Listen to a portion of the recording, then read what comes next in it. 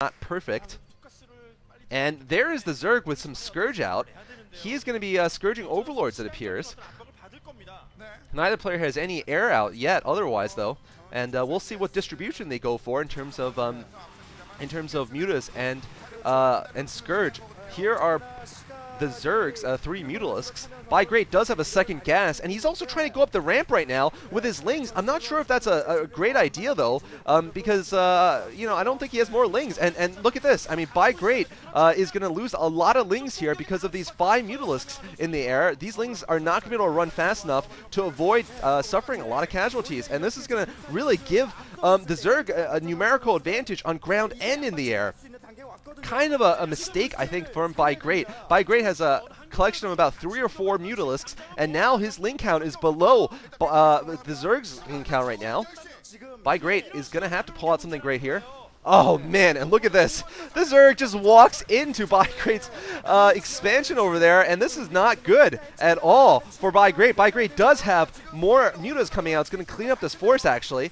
I'm not sure why the Zerg's not bringing his air over. He's just streaming Lings over. Now he's bringing his air maybe directly into Great's base. But this is kind of a messy game from both players. Air is just, you know, air power is not being concentrated at any location.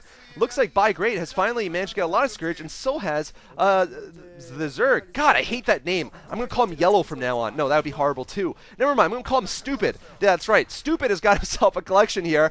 And right now, the one Sun Colony from Great is defending against Stupid's Lings. It looks like both forces have lost all of their Lings. I used to call Zerg Bong Stupid also, because having Zerg in your name in a ZVZ is just like the worst thing ever. So, Stupid got himself a bunch of Mutalisks and Scourge. Both players about even in terms of economy, but Stupid has got 2 stupid drones sitting there doing nothing.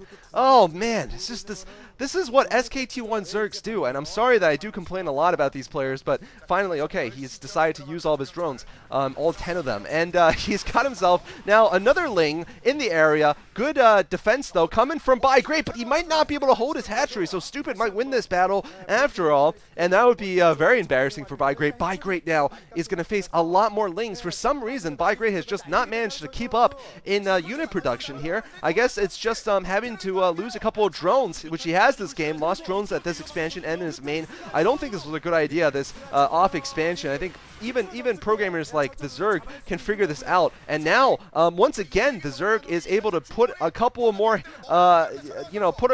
damage points on this hatchery. Hatchery is down to just 200 or so hit points. Now the Zerg trying again to just micro his way to taking down that hatchery. If the hatchery goes down, I gotta think Great is out of this game. And the Zerg walking in with a couple more Lings. He's got about 6 Lings. I don't know who's ahead in the air. It seems that Great is still barely ahead with his Scourge.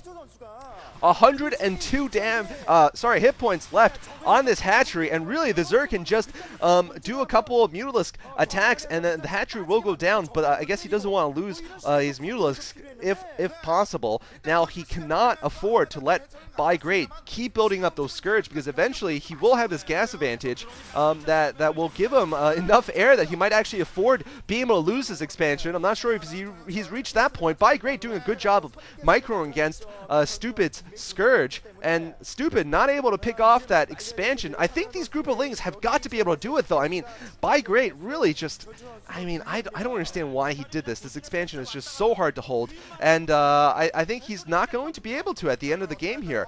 At the end of the day, I'm not sure exactly what his plan is, if he has a strategy, plan to defend. Sorry, there's a bit of interruption here inside of the Navaki video. There's some interference. All right, now we're back, and looks like the Zerg is now bringing Lings into that expansion again. He really just needs to pick off that 124 hit points. Is he going to be able to do it? The Zerg is not using all of his Zerglings, as you can see. Now he uses them, but this is the problem. Great cannot attack. He has to babysit this hatchery. And the Zerg now has his expansion up, so he's going to be able to have 2 gas. He's going to be able to, basically balance out the economic advantage that Great had for a little bit of time. And Great still just has to keep all of his Mutalisks at this location. There is January, of course, Samson Khan's coach, looking a little bit worried.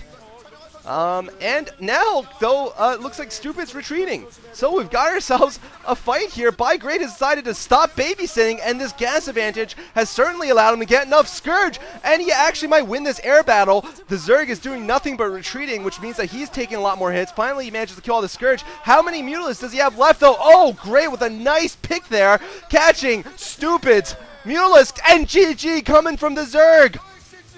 Oh, man.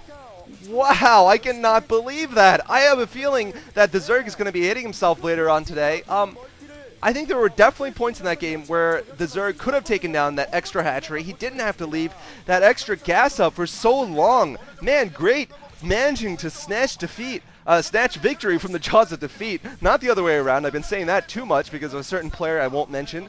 Looks like Great manages to get the first win here for Samson Khan. I was actually not expecting that, but I guess this explains a little bit why the Zerg is not the best player around. So anyway, I hope you guys enjoyed this commentary. We'll be moving on right now to hopefully a slightly better one by Best versus Firebat Hero. Stay tuned.